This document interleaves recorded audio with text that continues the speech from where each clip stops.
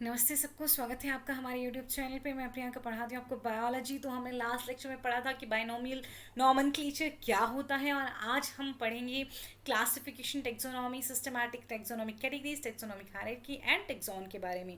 Last में आपको कोई कन्फ्यूजन नहीं रहना चाहिए। कन्फ्यूजन रहेगा तो आप लेक्चर में लेक्चर के लास्ट में कमेंट बॉक्स में बता सकते हैं कि कहाँ कन्फ्यूजन रह गया। ढंग से सुनिएगा, पूरा लेक्चर कंप्लीट करिएगा और सही से जहाँ लगता है कि आपको नोट्स बना लेनी चाहिए आप नोट्स बना लीजिए।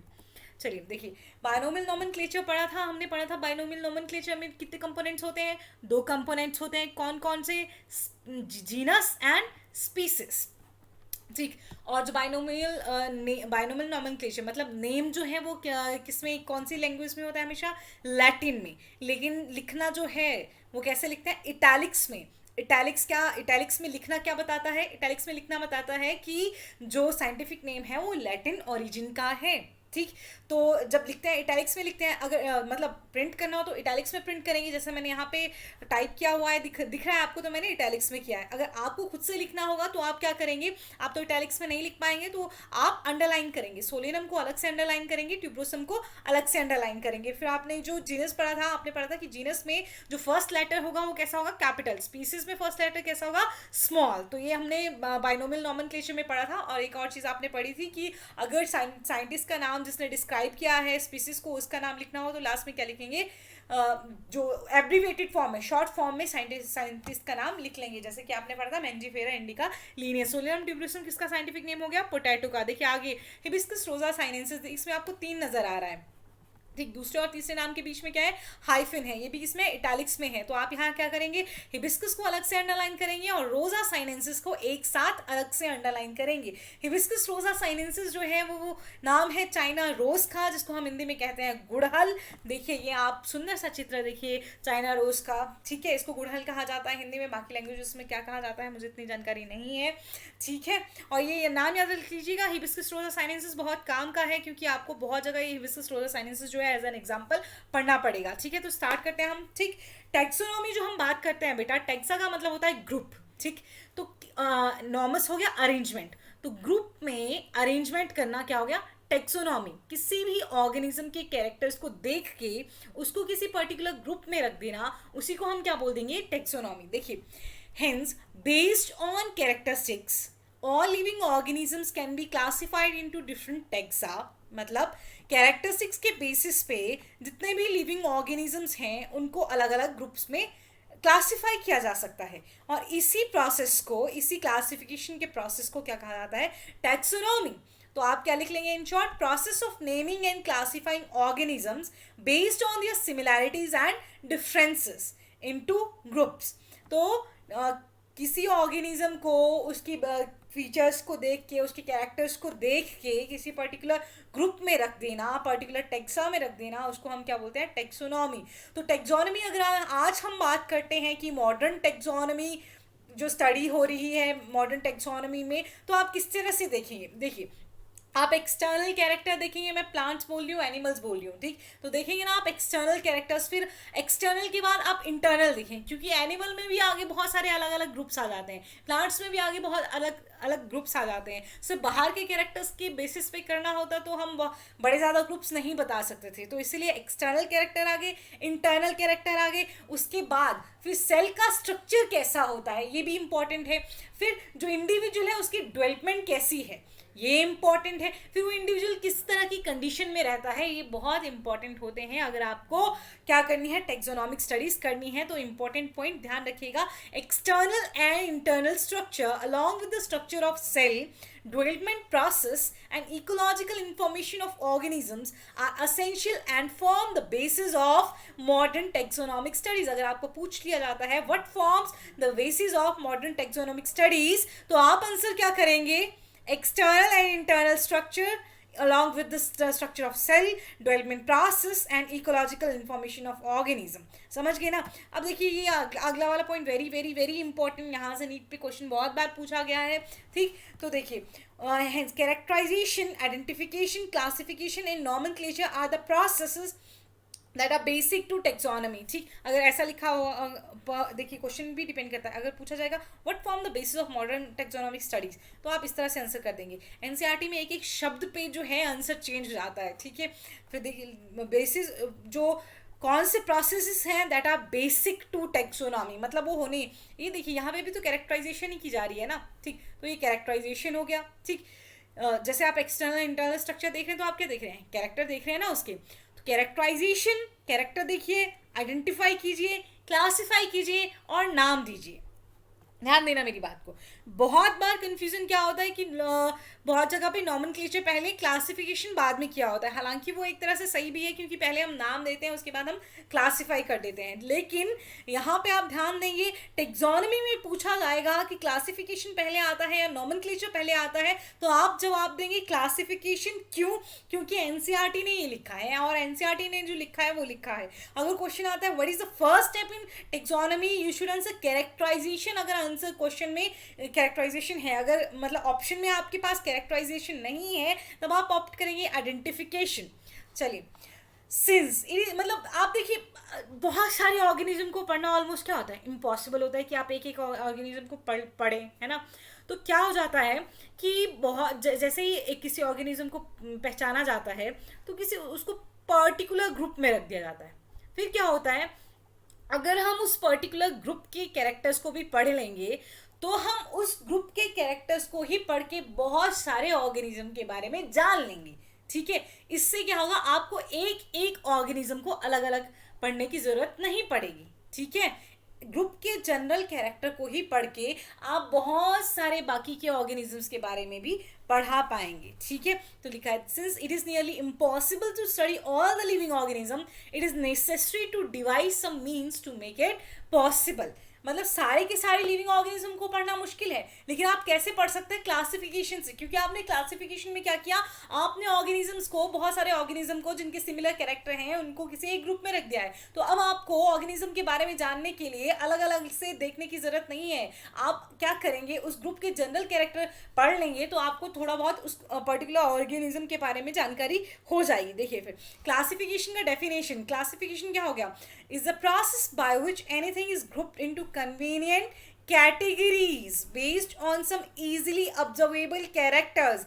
देखो बेटा, अगर आपने सुना है kingdom, phylum, class, order, family, genus, species, ये सब क्या है, ये सब है कैटेगरीज। तो इन्हीं कैटेगरीज में ऑर्गेनिज्म को प्लेस करना, उसको वहां ग्रुप कर देना, उसके कैरेक्टर्स के बेसिस पे, उसी को हम क्या बोल देते हैं, क्लासिफिकेशन। देखिए for example, we easily recognize group such as plants और एनिमल्स और डॉग्स, कैट्स और इंसेक्ट्स। हम इजीली पहचान सकते हैं ना। The moment we use any of these terms we associate certain characters with the organism in that group। definitely, जैसे ही मैंने बोला प्लांट्स, आपने फटाफट प्लांट्स के बारे में सोचना शुरू कर दिया। जैसे मैंने बोला एनिमल्स, तो आपने एनिमल्स के बारे में सोचा। डॉग बोला तो आपके दिमाग में डॉग आया, कैट बोला तो आपके दिमाग में कैट आया, इंसेक्ट्स बोलोगे तो आपके दिमाग में बहुत सारे कीड़े मकोड़े आ जाएंगे। ठीक, तो what image do you see when you think of a dog? तो आप क्या देखते हो जब आप एक डॉग के बारे में सोचते हो? डेफिनेटली आप क्या देखते हो, डॉग के बारे में इमीडिएटली आपके दिमाग में इमेज बन जाता है कि उसके 4 पाँव है, एक पूंछ है, उसके पास एक सर है, दो आंखें हैं, ठीक है, नाक है अलग सा। हमारे नाक की तरह थोड़ी इमेजिन कर लेंगे ना, डॉग की नाक की तरह इमेजिन करेंगे। देखिए obviously each one of us will see dogs and not cats। now if we were to think of Alsatians, we know that we are talking about, we know what we are talking about. देखिए Alsatian के बारे में बेटा आप बहुत सारे लोगों को नहीं पता होगा। तो एल्सेशियन क्या होते हैं, जो कि ट्रेन डॉग्स होते हैं ना, जो मिलिट्री वालों के पास होते हैं, पुलिस वालों के पास होते हैं, उनको क्या बोलते हैं, एल्सेशियंस। नाउ मैंने बोला डॉग तो आपने सिर्फ एक कुत्ता सोचा। When I use the term Alsatian तो आपने क्या कौन सा डॉग सोचा? आप किसी मूवी में पहुंच गए जहां कोई डॉग जो है कोई एविडेंस ढूंढने के लिए दौड़ा हुआ है। ठीक, समझ गए ना आप? Since it is nearly impossible to study, ये हमने पढ़ लिया। ठीक है, similarly suppose we were to see mammals, अगर हमें मैमल्स बोला है तो देखिए मैमल्स का आप बेटा ध्यान रख लेंगे कि बाहर एक्सटर्नल ईयर का होना। ठीक है, मैमल्स का एक कैरेक्टर होता है और बॉडी पे क्या होते हैं, हेयर होते हैं। तो एक्सटर्नल ईयर्स और बॉडी पे क्या होते हैं, हेयर, तो क्या हो गया, मैमल्स। तो जब भी हम टर्म यूज करेंगे मैमल्स, तो आप क्या इमेजिन कर लेंगे अब एकदम से कि बाहर एक्सटर्नल ईयर होगा, जैसे हमारा पिन्ना जो बाहर को आप कान पकड़ लेते हैं ना, तो वो क्या क्या होगा, अपना कान पकड़िए, that is your external ear, ठीक। और बॉडी पे क्या है, हेयर है, यही कैरेक्टर किसके हो गए, मैमल्स के हो गए। तो अब आप ऐसे सारे एनिमल्स को क्या सोच लेंगे, मैमल्स। अब चूहा क्या है, उसकी बॉडी पे हेयर है, उसके पास एक्सटर्नल ईयर है, तो वो क्या है, मैमल है, ठीक। बैट क्या है, मैमल है। डॉग क्या है, फिर मैमल है। कैट क्या है, फिर मैमल है। समझ गए ना। Likewise, in plants, if we try to talk of wheat, the picture in each of our mind will be of wheat plant, not of rice or any other plant. Definitely जब हम क्या सोचेंगे, wheat सोचेंगे, तो हमारे दिमाग में wheat का ही पिक्चर आएगा, राइस का या किसी और प्लांट का नहीं आएगा। है जो भी dog, cat, mammal, wheat, rice, plant, animal जो भी है, एक तरह से कैटेगरीज हैं। क्या है ये, कैटेगरीज। लेकिन साइंटिफिकली इन कैटेगरीज को हम क्या कहते हैं, टेक्सॉन। डॉग एग्जैक्टली एक कैटेगरी नहीं है, एक टेक्सा है, ठीक है। तो कैटेगरी क्या करती है, इंडिकेट, कैटेगरी नहीं, टेक्सा क्या करता है, इंडिकेट, एक कैटेगरी को इंडिकेट करता है। आगे मैं बहुत अच्छे से आपको समझाऊंगी जब मैं एक एक एग्जांपल दूंगी। जैसे किंगडम, किंगडम क्या हो गया, एक कैटेगरी। एनिमेलिया क्या हो गया, टेक्सॉन। समझ रहे हैं ना आप। मैमल एक क्लास है, तो जब मैंने बोला क्लास, तो I am talking about a category. लेकिन क्लास क्या आ गई, मैमल, तो मैमल क्या हो गया बेटा, टेक्सॉन। समझ गए ना आप। तो कैटेगरी के लिए जो साइंटिफिक टर्म दी जाती है वो क्या होते हैं, टेक्सा। तो ध्यान रखिएगा, taxa can indicate categories at very different levels. Very important line, taxa categories represent करता है बहुत डिफरेंट लेवल्स पे। आप समझ भी जाएंगे ये बाद में किस तरह से, ठीक। देखिए, plants also form a taxa, weed is also a taxa. Similarly, animals, mammals, dogs are all taxa. But you know that a dog is a mammal. मैंने अभी बताया डॉग क्या है, एक मैमल है, और मैमल्स क्या है, एनिमल्स हैं, ठीक। डॉग एक मैमल है, मैमल एक एनिमल है। तो हमने कहा था डॉग भी एक टेक्सॉन है, मैमल भी एक टेक्सॉन है, और एनिमल भी एक टेक्सॉन है। लेकिन क्या होगा, ये अलग अलग लेवल पे कैटेगरीज को शो कर रहे हैं। डॉग एक मैमल है, मैमल एक अलग टेक्सा है, डॉग एक अलग टेक्सा है, मैमल क्या है, एनिमल है, और एनिमल एक अलग टेक्सा है। तो हो गया ना अलग अलग लेवल, एनिमल अलग लेवल, मैमल अलग लेवल, डॉग अलग लेवल। समझ गए। इसीलिए लिखा है they can indicate categories at very different level. Therefore, animal, mammals and dogs represent taxa at different levels. Now let's talk about systematics. I hope आपको taxonomy के बारे में समझ आया होगा, ठीक है। taxonomy exactly हो क्या गया कि हमें इंडिविजुअल्स को उनके कैरेक्टर्स को पहचानना है और उनको किसी पर्टिकुलर ग्रुप में रख देना है। उसको क्या बोल दिया हमने, टैक्सोनॉमी। हम और उसको नाम भी देना है डेफिनेटली, ठीक है। अब वर्ड जो सिस्टेमैटिक्स आता है, ये लैटिन वर्ड है सिस्टेमा, ठीक। The word systematic is derived from the Latin word systema which means systematic arrangement of organisms. Systematics का क्या मतलब आ गया, systematic arrangement of organism. Linnaeus ने इस वर्ड को यूज किया था, लीनियस यूज सिस्टेमा। हम सिस्टेमैटिक्स बात करते हैं ना, सिस्टेमा लैटिन से लिया गया है सिस्टेमा। तो लीनियस ने वर्ड सिस्टेमा यूज किया था किसमें, अपनी बुक सिस्टेमा नेचुरे में। देखिए, तो सिस्टेमा नेचुरे जो है वो किसकी बुक है, लीनियस की।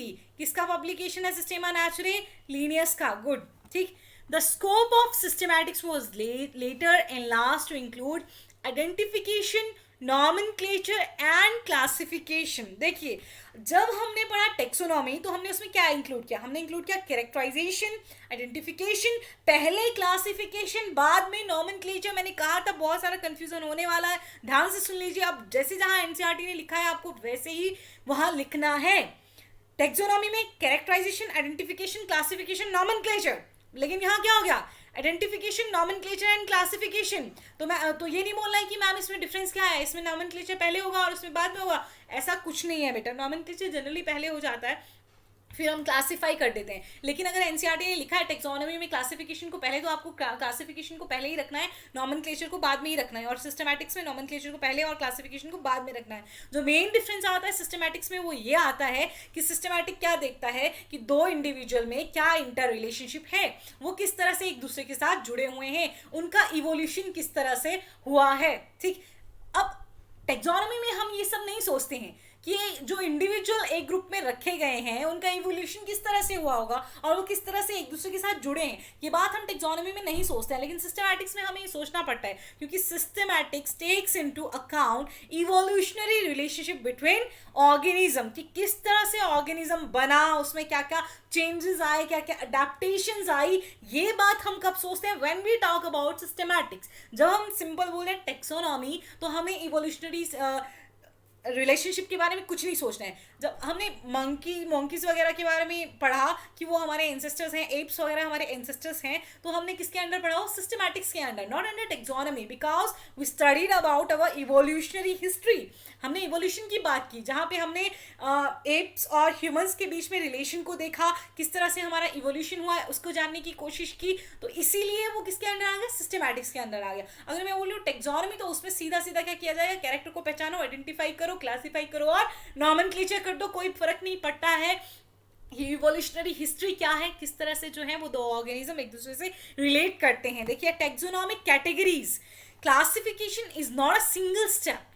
टैक्सोनॉमिक कैटेगरीज की बात करते हैं हम, क्लासिफिकेशन में पढ़ा था ना हमने, बहुत सारी क्या होगी? कैटेगरीज होंगी, और कैटेगरीज का जो साइंटिफिक टर्म होगा वो क्या होगा? टैक्सॉन। कैटेगरीज को फिर टैक्सा जो है क्या करते हैं? वो अलग अलग लेवल पे कैटेगरीज को रिप्रेजेंट करते हैं। तो क्लासिफिकेशन कोई सिंगल स्टेप नहीं है, but involves hierarchy of steps in which each step represent a rank और कैटेगरी।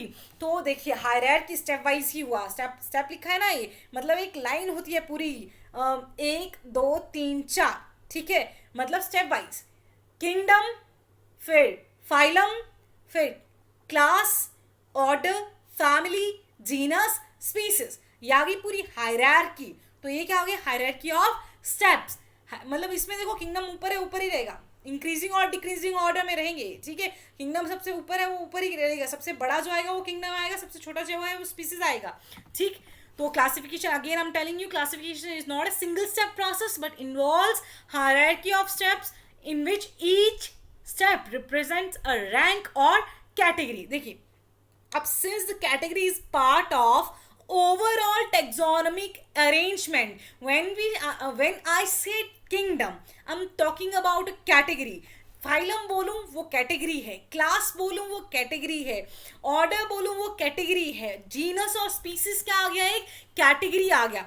क्योंकि देखिए, category is a part of overall taxonomic arrangement. तो जितना भी टेक्सोनॉमिक अरेंजमेंट है, कैटेगरी उसका पूरा हिस्सा है। तो इसीलिए हम इसको क्या बोल देंगे? Taxonomic category. And all categories together constitute the taxonomic hierarchy. तो स्पीसीज क्या है? एक टैक्सोनॉमिक कैटेगरी। जीनस क्या है? Taxonomic category. फैमिली क्या है? Taxonomic category. और एज वेल एज किंगडम क्या है? Taxonomic category. अब ये पूरे बहुत सारे स्टेप्स हो गए, तो ये जितनी भी कैटेगरीज आई उन सबको एक साथ क्या कहा जाता है? Taxonomic hierarchy. इनको एक साथ क्या कहा जाएगा? Taxonomic hierarchy. आपको समझ आया है या नहीं आया है? देखिए, फिर ईच कैटेगरी, हर एक कैटेगरी क्या आएगी? Unit of classification. हर एक कैटेगरी बेटा क्या आ जाएगी? Unit of classification. In fact represents a rank and is commonly termed as taxon. Category unit of classification represent करेगी रैंक को, ठीक। और रैंक हम क्या बोल देंगे? And is commonly termed as taxon. Category को कॉमनली हम क्या कह देंगे? टैक्सॉन। ऐसा नहीं बोलेंगे। अगेन मैं बता रही हूँ बेटा, अगर मैं बोलूँ किंगडम एक कैटेगरी है, तो एनिमेलिया आएगा या तो प्लांट आएगा, ठीक है ना। तो या फिर देखिए, प्रोकैरियोट मोनेरा आएगा, प्रोटिस्टा आएगा, फंजाई आएगा। तो किंगडम जब मैंने बोला तो वो कैटेगरी है, फंजाई मैं बोल दूँ तो वो टैक्सॉन है। इसीलिए कॉमनली क्या बोला? कैटेगरी को टैक्सॉन बोला। समझ गए ना आप? अगर आपको क्या करना है, कैटेगरी को अगर डेफिनेशन लिखना है तो लिख लीजिए, it is the process of arranging various organisms into successive levels of biological classification, either in a decreasing और an increasing order from kingdom to species and vice versa. मतलब एक प्रोसेस जिसमें ऑर्गेनिज्म को सक्सेसिव लेवल्स में, या तो kingdom से species या तो स्पीसीज से किंगडम, इस तरह से अरेंज किया जाएगा। किंगडम से स्पीसीज कर रहे हैं आप तो आप डिक्रीजिंग ऑर्डर पे कर रहे हैं, स्पीसीज टू किंगडम कर रहे हैं आप तो आप इंक्रीजिंग ऑर्डर पे कर रहे हैं। समझ गए ना? इसका देखिए टेक्सॉन सिंगुलर आया, प्लूरल क्या आ गया? टेक्सा आ गया। देखिए ये देखिए किंगडम, फाइलम। देखिए प्लांट्स के केस में कई बार फाइलम को क्या डिवीजन लिखा जाता है, फाइलम को क्या लिखा जाता है? Division. Class, order, family, genus, species. 1 2 3 4 5 6 7 very important आते बहुत सारे और भी है। 7 ये बहुत बेसिक है, इंपॉर्टेंट है। ठीक, तो दिख गया ना आपको? तो ये देखिए स्पीसीज से किंगडम की तरफ चलेंगे तो इंक्रीजिंग ऑर्डर, किंगडम से स्पीसीज की तरफ आएंगे तो डिक्रीजिंग ऑर्डर। ठीक, अब देखिए यहाँ टेक्सोनॉमिक रैंक जो मैं बात कर रही थी, ठीक है, पैंथेरा स्पीसीज जो है, टाइग्रिस, ये टाइगर आ गया। देख, taxonomic rank example, kingdom, category, animalia, tax on, phylum, category, Chordata, tax on, class, category, Mammalia, tax on, order, category, family, category, order Carnivora है वो क्या आया? टेक्सॉन। तो इस तरफ ये सारे टेक्सोनॉमिक रैंक की साइड जो लिखे हैं वो क्या है? क्या है वो? कैटेगरी। और इस तरफ क्या है? ये टेक्सॉन।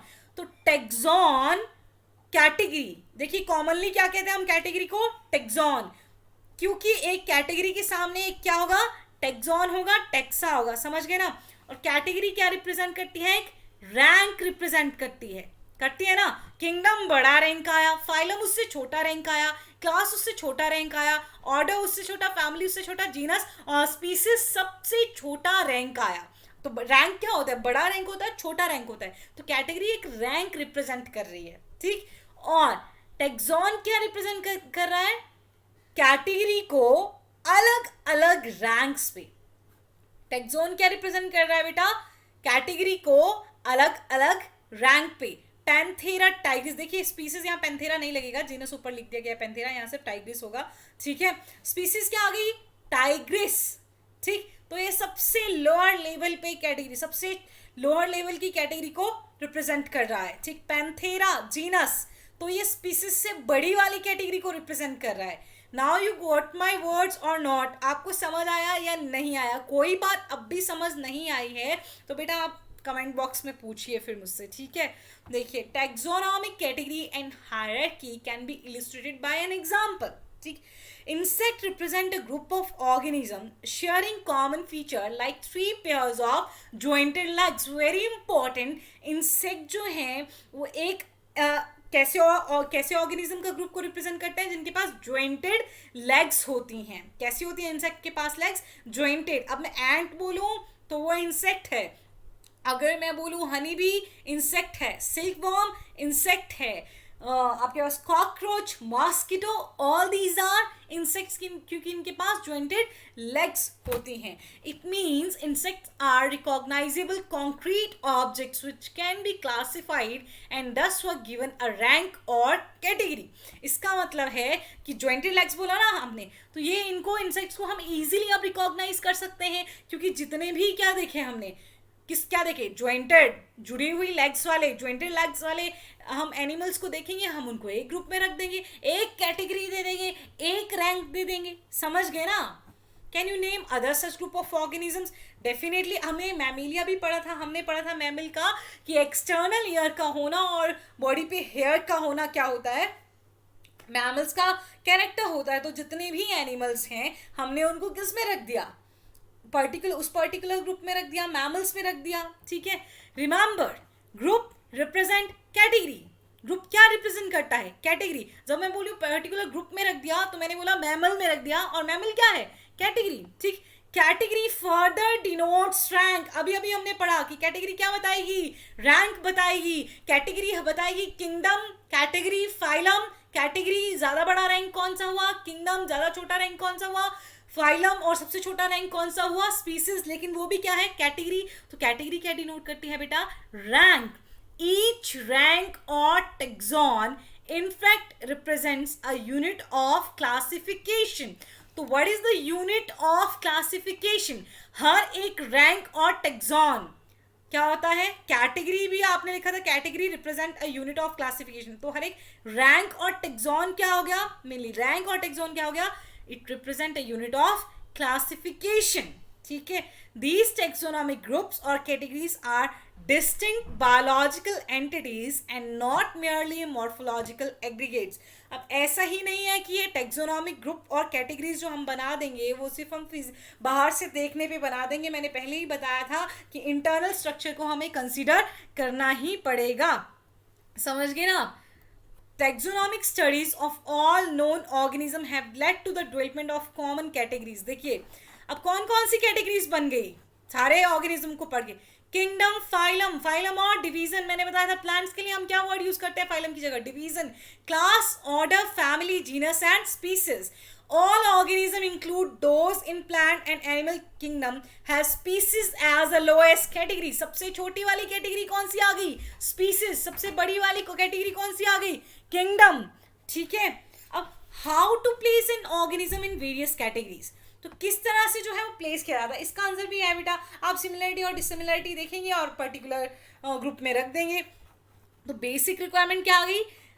ऑर्गेनिज्म को किसी भी कैटेगरी में प्लेस करने के लिए जो बेसिक रिक्वायरमेंट है वो है knowledge of character of an individual और ग्रुप ऑफ ऑर्गेनिज्म. आपको किसी एक इंडिविजुअल के या दो चार इंडिविजुअल हैं जो उनका ग्रुप है, ठीक, उनका क्या पता होना चाहिए आपको? जनरल कैरेक्टर्स पता होने चाहिए. This helps in identifying similarities and dissimilarities among the individuals of the same kind of organisms as well as of other kinds of organisms. तो आप देखो 1 2 3 4 आपको पता है थोड़ा थोड़ा डिफरेंस सब ऑर्गेनिजम्स में, ठीक. तो आप उनमें क्या देख पाएंगे? दो ऑर्गेनिज्म के बीच में क्या देख पाएंगे? सिमिलैरिटीज और डिफरेंसेस को देख पाएंगे. जब आपको वो सिमिलर लगेंगे तो फिर आप क्या करेंगे? उनको एक ग्रुप में रख देंगे. अगर आपको वो ज़्यादा डिसिमिलर लगेंगे तो आप उनको अलग अलग ग्रुप में रख दोगे. ठीक है. देखिए लास्ट में मैं टेक्सोनॉमी और सिस्टमैटिक्स के बीच में आपको एक बार डिफरेंस बता देती हूँ. देखिए इसमें मैंने कहा था सिर्फ और सिर्फ क्लासिफिकेशन की जाएगी. Taxonomy refers to the classification of organism in biology.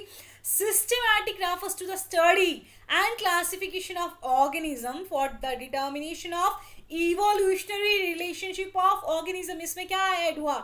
Evolutionary relationship. क्या टेक्सोनॉमी में इवोल्यूशनरी रिलेशनशिप होता है? नो. तो टेक्सोनॉमी सिस्टमैटिक्स का एक ब्रांच आ सकता है. सिस्टमैटिक्स एक बड़ी टर्म हो गई, टेक्सोनॉमी एक छोटी टर्म हो गई. क्यों? क्योंकि सिस्टमैटिक्स में वो सारे काम तो होते ही हैं जो टेक्सोनॉमी में होते हैं, उसके साथ साथ इवोल्यूशनरी रिलेशनशिप भी होता है. इसीलिए टेक्सोनॉमी एक सिस्टमैटिक्स का ब्रांच की तरह आ जाती है. ठीक है. तो स्टडीज सिस्टमैटिक्स में क्या हो गया? It studies the relationship of organisms. देखिए it involve classification and naming of organism. अब इसमें क्लासिफिकेशन तो आएगी, क्लैडिस्टिक एंड फाइलोजेनेटिक्स. ये होता है इवोल्यूशनरी अप्रोच. मैं आपको ये बाद में बता दूंगी. ठीक है. It does not deal with the evolutionary history of organisms. दूसरी तरफ सिस्टमैटिक्स जो है वो डील करता है इवोल्यूशनरी हिस्ट्री ऑफ ऑर्गेनिज्म. मेरी लैपटॉप की बैटरी थोड़ी लो होगी, आप लोग देखेंगे फिर बोलेंगे मैम आपकी बैटरी लो है आपकी लैपटॉप की. चलिए देखिए अब देखिए टेक्सोनॉमी टाइम के साथ चेंज हो सकती है, लेकिन जो इवोल्यूशन रहा है इंडिविजुअल का वो थोड़ी ना चेंज होगा. समझ रहे हैं ना आप? ठीक है. तो आपको क्लियर हो गया डिफरेंस. ये लास्ट में आपके लिए क्वेश्चन है. इन क्वेश्चंस के आंसर आप कर लेंगे. पॉज कर लीजिए वीडियो को और आंसर कर देना अच्छे से. टॉटोनिम मैंने लास्ट लेक्चर में बताया था आपको कि क्या होता है. ठीक है. हर एक लाइन अच्छे से पढ़ी होगी तो आपको आंसर करना आ जाएगा. चलिए